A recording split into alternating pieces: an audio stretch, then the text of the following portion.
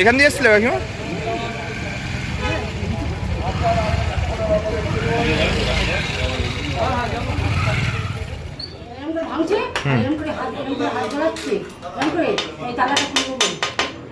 এটা লক ছিল তখন? হ্যাঁ, তাহলে যদি দেওয়া ছিল তখন এমন করে বলে ভেঙে দেবো, ভেঙে ঢুকবো, তুই কিছু করতে পারবি, তুই বেরো, এমন করে জানো। কতজন ছিল কাকিমা ওরা? 3-4 জন ছিল উপরে সব, আর আমাদের উপরে 2-3 জন ছিল। আমি তো ভয়ে শাড়িতে দাঁড়িয়ে পড়েছি, আর ছোট ছেলেটা এখানে ছিল। ওখানটায় কি হয়েছিল? যখন এইখানটা এরকম করে করে দিয়েছে আর ভেঙে গেছে, সব নাচছে গেট সব। আমি ভয়ে আমি সাইডে চলে গেছি। তো আমি বলছি যে দেখো এখানে কীরকম ভেঙে যাচ্ছে, বাবু দাঁড়াও, তোমার আমি মায়ের মতো, তুমি এরকম করুনি বাবু, এরকম করুনি বলেছি, তখনই থামছে।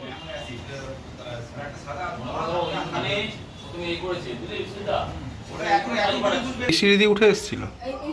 এইখানে এসে এসেছি, আমরা গেট খুলিনি।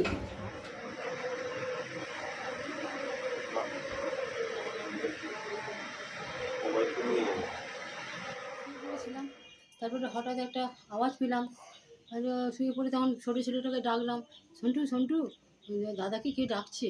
বললো হ্যাঁ, দাদাকে ডাকেনি। তারপর ও বলছি ও জানে গেটটা বন্ধ আছে, খুলতে পারবে না, কীভাবে যে গেটটা খুলে ফেলেছি জানি না।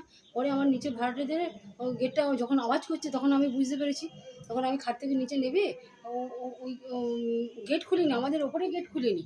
তখন ছোটোটাকে বলছে সন্টু ওপরে উঠে আসছে, তখন বলছে ভাড়াটেদের বলছে ওপর থেকে ডাকো, বিপ্লব, বিপ্লব কার নাম করলো, আমরা ডাকতে পারবো না, তোমরা ডেকে নিয়ে এসো। তারপর ওদেরও খুব গালাগালি দিচ্ছে।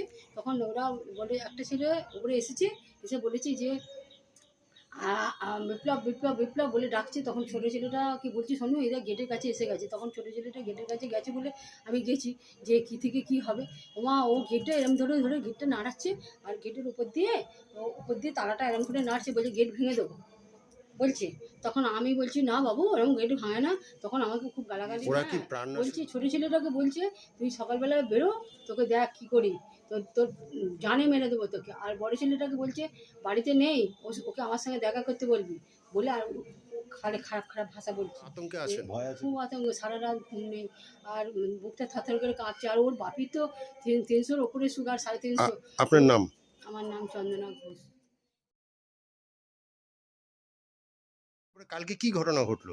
কালকে ঘটনা ঘটেছিল, কালকে আপনি জানেন যে কালকে আমি বাড়িতেই ছিলাম, বাড়িতে খেলা দেখছিলাম। তো খাওয়া দাওয়ার পরে আমি যখন শুতে যাচ্ছি, হঠাৎ আমার বাইরের গেটে আওয়াজ শব্দ শুনতে পাই। তো ওখান থেকে চিৎকার করে আমার নাম করে গালাগাল দেওয়া শুরু হয়। তো আমি প্রথমে ভাবি যে হয়তো গেটটা খুলতে পারবে না, কি বাইরে গেট থেকে চলে যাবে। তো আমি 2-4 মিনিটে একটু দেখি, মানে অবজার্ভ করি ব্যাপারটাকে। তারপরে দেখি না, তারা গেট খুলে ঢুকে পড়ে ভেতরে এবং আমার একদম সামনে গেট অবধি চলে আসে। তো এসে আমার মাকে আমার ভাই বেরিয়ে বলে, যেহেতু পরিস্থিতি খারাপ, মানে একটা মব এসছে। তো আমার ভাই আর মা বাইরে বেরিয়েছিলেন। তো ভাই আর মাকে অকথ্য ভাষায় গালাগাল করে এবং আমাকে জানে মেরে দেওয়ার হুমকি দিয়েছে, আমাকে এবং আমার ভাইকে। যে আমরা দেখুন, আমরা কর্মসূত্রে বাইরে যাই, তো আমাকে এবং আমার ভাইকে জানে মেরে দেওয়ার হুমকি দিয়ে গেছে। পরবর্তী সময় 4 তারিখ যখন রেজাল্ট বেরোনো হয়, তো রেজাল্ট বেরোনোর পর আমি যখন বাড়ি ফিরতে পারিনি, তার মধ্যেই কাউন্সিলর আমার বাড়িতে চলে আসে। কাউন্সিলর মনোজ পান্ডে লোকজন নিয়ে এসে আমার বাড়ির সামনে আমার কাকার বাড়িতে সব ভাঙচুর ধাক্কাধাক্কি করে। তো তারপর থেকে আমি ঘর ছাড়া ছিলাম। তো ইতিমধ্যে আমি ডিজি একটা কমপ্লেন করি, ডিজি সাহেবকে মেল করি এবং সেই মেলের কপি দিয়ে আমরা হাইকোর্টে মুভ করি। তো হাইকোর্টে যখন মুভ করি, হাইকোর্টের বিচারপতি আমাদের নির্দেশ দিয়েছিলেন যে আমরা যেন, প্রশাসনকে নির্দেশ দিয়েছিলেন যে আমরা ঘরে ফিরতে পারি। সেই অনুযায়ী আইসি জগদ্দল সাহেব আমাদেরকে আমার সঙ্গে কথা বলেছেন এবং উনি বলেছিলেন যে তোমরা নর্মাল লাইফে ফিরে যাও, আমরা তোমাকে সমস্ত রকম হেল্প করবো। প্রশাসনের সাথে যোগাযোগ করেছিলাম। আমি ওই ঘটনা হওয়ার সঙ্গে সঙ্গে আইসি সাহেবকে ফোন করি। উনি জগদ্দল থানার ভারপ্রাপ্ত কোনো অফিসারকে পাঠিয়েছিলেন, উনি দেখে গেছেন, উনি এসেছিলেন কালকে। আপনি কতটা আতঙ্ক রয়েছেন? আমি সত্যিকার আতঙ্কগ্রস্ত। দেখুন, কে বিজেপি করে আর কে সাংবাদিক, যে কোনো ঘটনা, যেই ঘটনাটার কথা আপনি বলছেন, এটা দুঃখজনক ঘটনা। আমার দল তৃণমূল কংগ্রেস, সর্বভারতীয় তৃণমূল কংগ্রেস, আমার এই লোকসভার যিনি নির্বাচিত প্রার্থী, ক্যান্ডিডেট, মানে আমাদের নির্বাচিত যিনি সাংসদ, আমাদের সকলের প্রিয় পার্থভূমি, তার নির্দেশ, আমার বিধায়ক সোমনাথ সেনের নির্দেশ, আমরা এগুলোকে অনুমতি মেনে নিই না, আমরা এই কাজের সাথে জড়িত না। আপনি যেটা তৃণমূল কংগ্রেস বলছেন, যে ছেলেটার নামটা সকালবেলা থেকে আলোচ্য বিষয় হিসাবে আসছে, সঞ্জু বলে, রাজবাড়ি থাকে, যদিও বা রাজবাড়ি আমি দায়িত্ব নিয়ে আপনাকে বলি, একটা জায়গার কোনো ফ্রেমে ওই সঞ্জু বলে ছেলেটাকে আপনি যদি দেখাতে পারেন তৃণমূল কংগ্রেসের কোনো মিটিং মিছিলে ছিল কিংবা তৃণমূল কংগ্রেসের পতাকা নিয়ে সে ঘুরেছে, তাহলে তো আমি তাকে তৃণমূল কংগ্রেসের কর্মী বলে মানব। আমি তৃণমূল কংগ্রেসের একটা কর্মী, আমি 21 নম্বর ওয়ার্ডের জনপ্রতিনিধি হিসাবে আপনাকে দায়িত্ব নিয়ে বলছি, এই ঘটনাটার সাথে পার্টির কোনো সম্পর্ক নেই।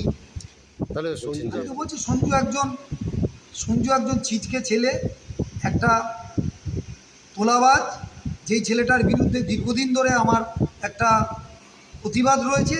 আপনি গত আইসি যিনি ছিলেন, তিনি নতুন আইসি এসেছেন, এর আগের আইসির কাছেও আমার কমপ্লেন ছিল, সেই মোতাবেক এখানে বিভিন্ন রকম অসামাজিক কাজে সে অ্যারেস্ট হয়েছিল।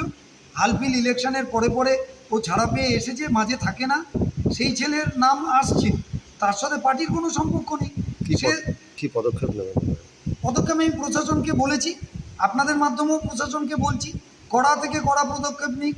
সেখানে যদি ওই লিস্টে আমার ভাইয়েরও নাম থাকে, আমার ভাই গিয়ে থাকে, যদি আপনারা দেখাতে পারেন আমার ভাই পর্যন্ত আইনের যে শাসনে একটা যা সবার জন্য যা নিয়ম তার জন্য তাই হবে।